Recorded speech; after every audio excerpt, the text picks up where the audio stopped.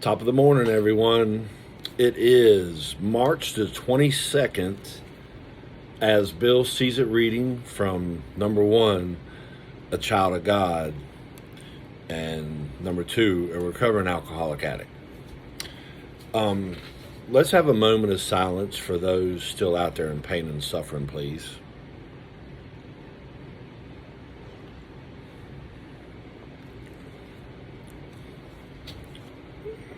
Thank you.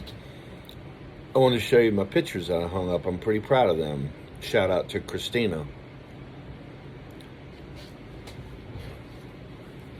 Maybe a little blurry, but and that's the lost sheep there.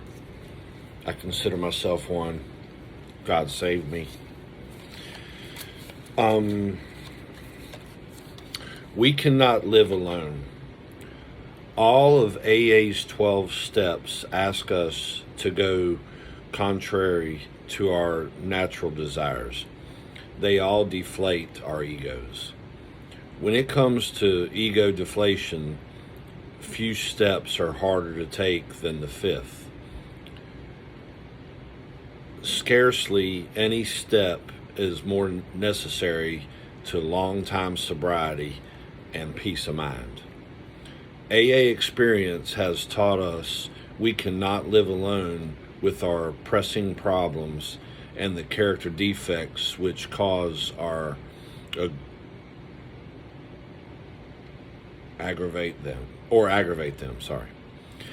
If step 4 has revealed in stark relief those experiences we'd rather not remember, then the need to quit living by ourselves with those tormenting ghosts of yesterday gets more urgent than ever. We have to talk to somebody about them. We cannot wholly rely on friends to solve all our difficulties. A good advisor will never do all our thinking for us. He or she knows that each final choice must be ours. He will therefore, he or she will therefore help to eliminate fear, expendency, and self-deception, so enabling us to make choices which are loving, wise, and honest. You know, we can't live alone. Yeah, I know I can't. I know that I have to go to meetings the rest of my life to talk to other alcoholics and addicts.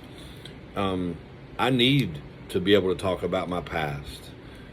I would say proud of it, but I mean not in the proud way of saying hi, I drank this and that. It's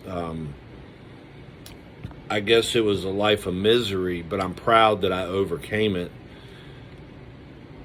and I'm proud to say that I'll hopefully never go back there. I get a daily reprieve, but I don't know a good way to say I'm proud of it.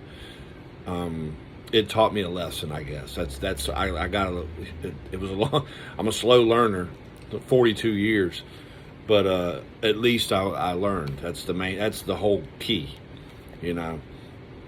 So I remember my sponsor told me to do a 4th step. When we were going through the steps, I said, yeah, man, I'll get it done this weekend, no problem. Because I was fired up and I was ready to do it. I was ready to do all the steps. And then when we got to 4th, I said, yeah, I'll just do it. We had the time frame to do it in and everything. 4 months later, he goes, hey, man, you ever going to get to that 4th step?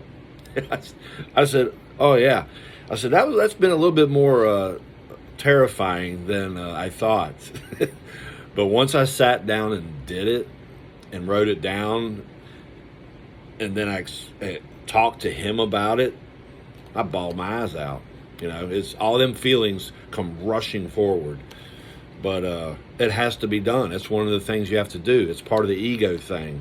You need to be humbled. You know, we've been going all our lives, you know, in this narcissistic way that it's no good for anybody. So I'm thankful that the Lord let me change, and if you want change, try to get Lord in your life, and And if you have an addiction of alcohol or drugs, try the AA program. I highly recommend it. It's doing miracles in my life. Both of them are. I love y'all very much. I hope y'all have a blessed day. Stay safe out there today. Peace.